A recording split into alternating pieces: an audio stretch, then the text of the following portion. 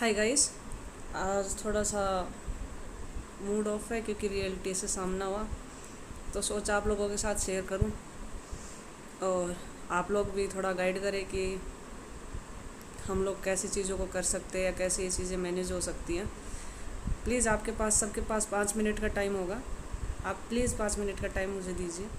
आपके 5 मिनट से बहुत सी चीज़ें चेंज हो सकती हैं। तो आज का इंसिडेंट है, सुबह किसी क्लाइंट से मीटिंग के लिए हम लोग ऑफिस के काम से गए थे। जयपुर की बात है, तो मेरी नज़र गई थी कि फुटपाथ पे कोई लेडीज़ सोई हुई है। मुझे लगा कोई ऐसे होगा। उस टाइम हम गाड़ी में थे तो इतना ध्यान नहीं गया और हम लोग चले गए, चूँकि मीटिंग के लिए भी लेट हो रहे थे और बाकी का स्टाफ भी साथ था। तो इतनी कोई बड़ी बात नहीं लगी मेरे को, हम लोग चले गए क्योंकि फुटपाथ पे लाखों लोग हैं। आते टाइम गाड़ी से ही हम वापस आ रहे थे। हम गए थे नियर अराउंड 11 o'clock और हम वापस आए थे तब 1 डेढ़ बज चुका था। 3 बज चुके थे। तो जो अपना सिंधी कैंप है जयपुर में, वहाँ तो सिंधी कैंप पुलिया है जो उसके नीचे से क्रॉसिंग है जहाँ से ट्रैफिक कलेक्ट्रेट की साइड भी जाता है। एक रास्ता रेलवे स्टेशन की साइड जाता है और एक सिंधी कैंप की साइड चला जाता है। तो वहाँ पे एक बिल्डिंग है, अभी अंडर कंस्ट्रक्शन ही है, काफ़ी टाइम से चल रहा है, शायद काम भी पूरा नहीं हो। मेन रोड पे ही, उस बिल्डिंग के पास से ही अपना फुटपाथ है। मेन रोड से वहाँ से ट्रैफिक गुजर रहा है, हज़ारों लोग जाते होंगे और डेली का होगा। तो आते टाइम मेरा थोड़ा उस लेडीज़ पे नज़र पड़ी। हो सकता है वो मेंटली डिस्टर्ब हो, और उस टाइम भी वो वहीं लेटे हुए थे। फेस उनका पूरा कवर्ड था लेकिन बॉडी पे कपड़े नहीं थे। बॉडी पे कपड़े in the sense upper part में उनके पूरे प्राइवेट पार्ट्स दिख रहे थे। तो आप सोच सकते हो कि कितने लोगों की नज़र पड़ती होगी। मेरा थोड़ा सा दिमाग ख़राब हुआ। उस टाइम मेरे साथ पूरा जेंट्स ही स्टाफ था, तो मैंने सोचा कि मैं किसी एनजीओ को फ़ोन करके उनके साथ इधर आऊँगी ताकि उस लेडीज़ की हेल्प हो सके। उसके बाद मैंने एक एनजीओ को कांटेक्ट किया जो कि यहाँ का काफ़ी फेमस एनजीओ है, मैं नाम नहीं लेना चाहूँगी, जो कि लोगों के लिए ही काम करता है। और कुछ टाइम पहले शायद न्यूज़पेपर में भी उनका आ रखा था कि काफ़ी अच्छा काम करते हैं। मैंने उनको पूरी सिचुएशन बताई कि ऐसे ऐसे है, एक लेडीज़ है, और उनको लोकेशन भी बताई। इवन दो मैंने उनसे बोला कि अगर आप आते हैं तो मैं आपके साथ चलूँगी वहाँ तक। लेकिन उन्होंने मेरे को ये बोला कि मैम हम ऐसे केसेस डायरेक्टली नहीं लेते, पुलिस के थ्रू लेते हैं। तो आप पहले 100 नंबर पे फ़ोन कीजिए, वो उनके पास में जो नियरेस्ट एनजीओ होगा वो असाइन करेंगे। मैंने उनसे बोला ये काम आप यहाँ आके भी कर सकते हैं, आप आइए एक बार उसकी कंडीशन देखिए, आप हम यहाँ आके 100 नंबर पे फ़ोन कर लेंगे, पुलिस आएगी, आप ले जाना इनको। तो उनका जवाब आता है कि मैम मैं आउट ऑफ जयपुर हूँ तो मैं तो नहीं आ पाऊँगा। अब आप एक बात बताइए, इतना बड़ा एनजीओ है, क्या उसमें एक ही बंदा काम करता है? उससे आगे उन्होंने ये भी ऐड किया कि किसी भी एनजीओ में आप फ़ोन करेंगे तो पुलिस के बिना एनजीओ नहीं जाएगा। तो मुझे लगा कि शायद पहले मुझे पुलिस को ही फ़ोन करना चाहिए ताकि उस लेडी की हेल्प हो सके। उसके बाद मैंने 100 नंबर पे 2 या 3 बार डायल किया है, तो 100 नंबर पे मेरे को कोई आवाज़ नहीं आ रही थी। 8-9 सेकंड मेरा 2-3 बार फ़ोन चला है। उसके बाद मैंने थोड़ी देर वेट भी किया कि शायद उनका कॉल बैक आए, लेकिन उस टाइम तक मेरे पास कॉल बैक नहीं आया था। और मेरा थोड़ा सा ऐसे हो रखा था कि यार कैसे भी करके इस लेडी की हेल्प की जाए।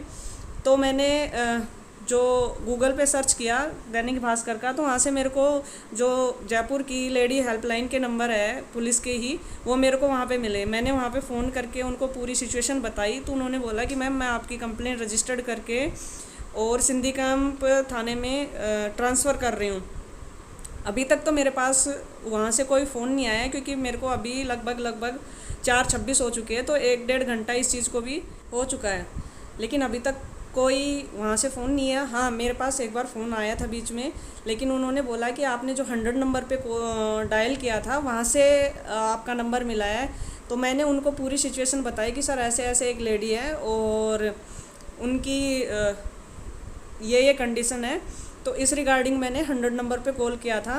उन्होंने मेरे को बोला कि मैम इसकी शिकायत पहले भी आ चुकी है, लेकिन हम इसमें क्या कर सकते हैं। जो रूटीन का गश्ती दल था उनका फ़ोन आया था, वो मेरे पास पेट्रोलिंग टीम जो होती है, कि उसके हमारे पास पहले भी वो थी। कोई लेडीज़ होती तो हम हेल्प फिर भी सोच लेते, हम जाते हैं तो वो पत्थर वगैरह मारने लग जाती है और चिल्लाने लग जाती है, तो इसमें हम क्या कर सकते हैं।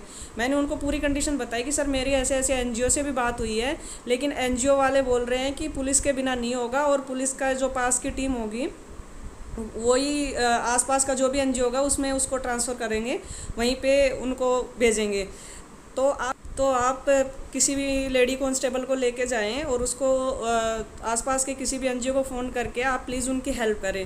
तो उन्होंने बोला कि मैम इससे कुछ दिन पहले भी एक लेडी कांस्टेबल थी ट्रैफिक पुलिस की, उसने भी कोशिश की थी लेकिन उन्होंने कोई हेल्प नहीं की। फिर भी आप बोल रहे हो तो मैं एक बार 100 नंबर पे और बात कर लेता हूँ। बाकी हम भी क्या कर सकते हैं, ये काम तो एनजीओ का है। एनजीओ वालों ने बोल दिया कि ये काम पुलिस का है, पुलिस वाले बोल रहे हैं एनजीओ को। हालांकि एनजीओ जहाँ तक मेरे को समझ में आते हैं वो अपनी मर्ज़ी से काम करते हैं, उनकी कोई ड्यूटी नहीं है ये कि वो करें।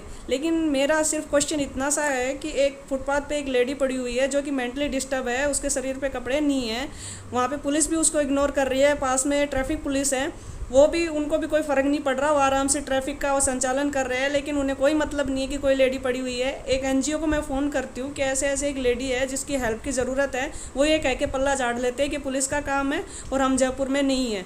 तो रियल में रिस्पॉन्सिबिलिटी किसकी है? और आप एक आम इंसान जो डेली वहाँ से गुजरता है उन्हें कोई मतलब नहीं है, क्योंकि उनकी आम जिंदगी में इतनी प्रॉब्लम्स होती है कि वो दूसरी साइड तो देखना ही नहीं चाहता है। फिर भी कोई एक आध इंसान सोच समझ के या ऐसी कंडीशन देख के किसी की हेल्प भी करना चाहे तो कहाँ से स्टार्ट करे, मेरे को ये समझ में नहीं आया है। यहाँ पे कोई जिम्मेदार है नहीं है क्या है? अगर आप में से कोई भी बंदा उस लेडी की हेल्प कर सके तो आई थिंक वो उधर ही उसी एरिया के आसपास रहती होगी, आपकी थोड़ी सी हेल्प शायद उस इंसान की ज़िंदगी बदल सकती है। तो आप सभी से रिक्वेस्ट है कि प्लीज़ अगर आप कुछ कर सकते हैं तो प्लीज़ उस लेडी की ज़रूर हेल्प कीजिए। और अगर आप मेरे को कोई सजेशन देना चाहते हैं तो आप प्लीज़ मेरे को भी सजेस्ट कर सकते हैं। और अगर ये वीडियो किसी एनजीओ के पास पहुंच रही है, आई एम रेडी, मैं उस जगह पे जाने के लिए आपके साथ तैयार हूँ। मेरी साइड से जो हेल्प होगी मैं वो करने के लिए तैयार हूँ। प्लीज़ आप जितना आपसे जो हो सकता है आप प्लीज़ उसकी हेल्प कीजिए। और अगर आप कुछ भी नहीं कर सकते हो तो एटलीस्ट इस वीडियो को शेयर तो कर दीजिए, आपके एक शेयर करने से क्या पता ये वीडियो उस इंसान तक पहुंच जाए जो रियल में उसकी हेल्प कर सके। और अगर मेरी ये वीडियो किसी एनजीओ को मिले तो प्लीज़ आप हेल्प कीजिए, आप कमेंट डाल दीजिए, आई एम रेडी किसी भी टाइम, प्लीज़।